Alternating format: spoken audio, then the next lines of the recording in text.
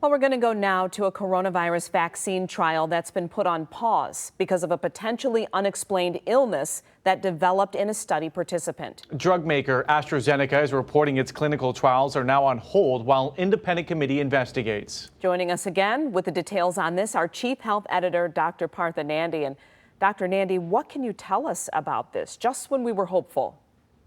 Yeah, Glenda, I think the whole world is kind of at a pause and wondering what's going to happen. So first of all, this is the Oxford vaccine that's being developed in partnership with Britain's Oxford University. And so thus far, AstraZeneca hasn't revealed much information. They're only saying that one of their volunteers has a quote unquote potentially unexplained illness. Now, stage 3 trials are taking place in several countries, as you know, United Kingdom, Brazil, South Africa, and here in the US. And while I'm sure that we'll learn more in the coming days, apparently the New York Times reports that they've spoken to an anonymous source close to the trial. We cannot confirm this, however, and it's been revealed that the participant with this illness is in a UK trial, United Kingdom trial, and it's suspected that they may have transverse myelitis, which is an inflammatory syndrome that affects the spinal cord. We have no confirmation of this. It's just something that the New York Times has been reporting. So, Doc, first of all, how serious is this syndrome, and do you think it is actually connected to this experimental vaccine?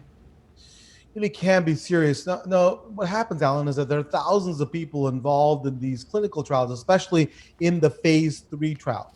Now, and health issues can pop up, right, that are totally unrelated to a vaccine. So it is possible, very possible, that this unexplained illness is just a coincidence that happened by chance. So that's a job of the independent committee to determine. They'll investigate, review the data, and see if the illness is a direct cause of the vaccine.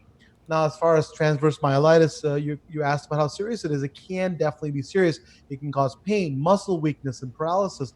It's often triggered by viral infections, but immune system disorders can also cause this neurological disorder. Most people recover at least partially, but some actually end up with major disabilities.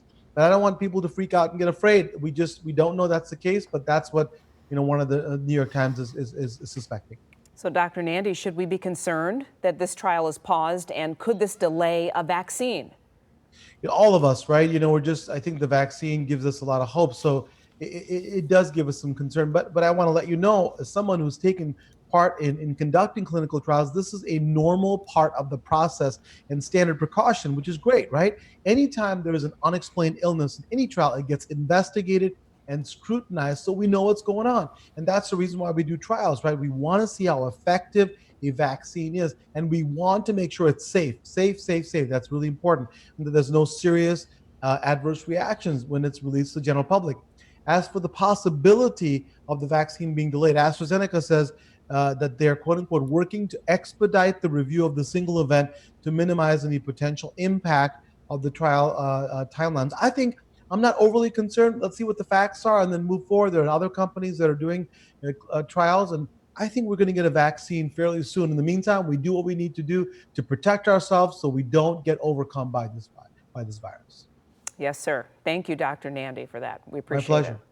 And remember, if you do have a coronavirus question for the doctor, you can email him, Dr. Nandi at askdrnandi.com, or remember, you can send it to us on Facebook or Twitter. Glenda?